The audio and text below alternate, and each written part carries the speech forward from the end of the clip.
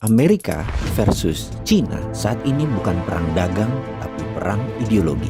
Jadi janganlah melihat Amerika dan Cina bersih tegang, kemudian pejabat negara berkomentar, oh itu cuma perang dagang dua negara, gak banyak pengaruhnya buat Indonesia, kita cari negara lain selain mereka.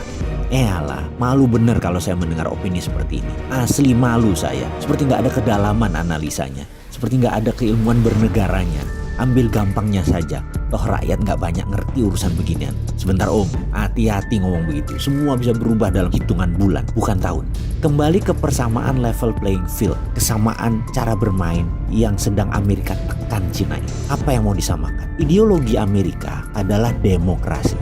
Ideologi Cina adalah komunisme. Amerika adalah swasta murni atau disebut market driven. Cina adalah government driven cara mengelola ekonominya. Amerika adalah kapitalisme, China adalah state capitalism. Ini level playing field beda banget. Amerika ingin menerapkan demokrasi sebagai landasan berdagang dan menggunakan alat penekan tarif masuk tinggi. Saat ini terlebih dahulu terhadap China. Amerika sangat anti dengan state capitalism karena untuk menegakkan state capitalism harus menggunakan state authoritarian atau menggunakan kekuatan pemerintah represif tangan besi, menekan pasar, menggunakan kekuatan negara seakan menjadi fasis sehingga pasar bebas seakan tidak ada. Itulah kapitalisme melihat state kapitalisme, melihat negara berbisnis berbasis BUMN, gaya heavy on government dan less to private atau semuanya pemerintah dan kurangnya peran swasta adalah ideologi yang harus diterapkan jika sebuah negara ingin menggunakan dana obornya Cina. Harus government driven. Itu banyak terjadi seperti di negara Sri Lanka, di negara-negara Afrika, Papua Nugini dan banyak negara lainnya.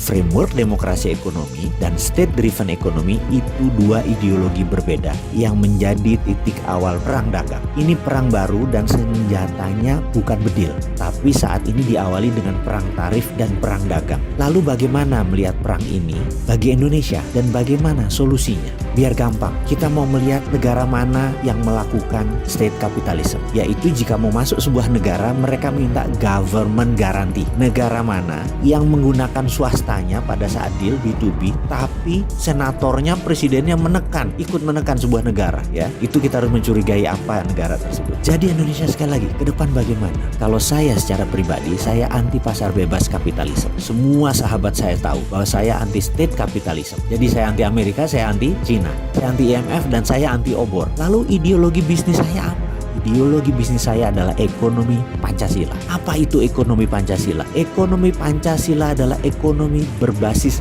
fair trade, keadilan, bukan free trade. Kembali ke topik perang dagang, state capitalism dan swasta pasar bebas. Tindakan Amerika melindungi swastanya, tindakan Cina melindungi komunismenya. Indonesia sekali lagi harus menerapkan ekonomi Pancasila berbasis fair trade. Diawali dengan membangun kekuatan dalam negeri, membangun kekuatan sendiri, membangun tanpa uang asing, tanpa teknologi asing. Stop menggunakan apapun berhubungan dengan asing. Tidak ada istilah foreign direct investment, tidak ada istilah ekonomi bergantung pada asing. Cukup membuat kebijakan ekonomi baru berbasis produk lokal.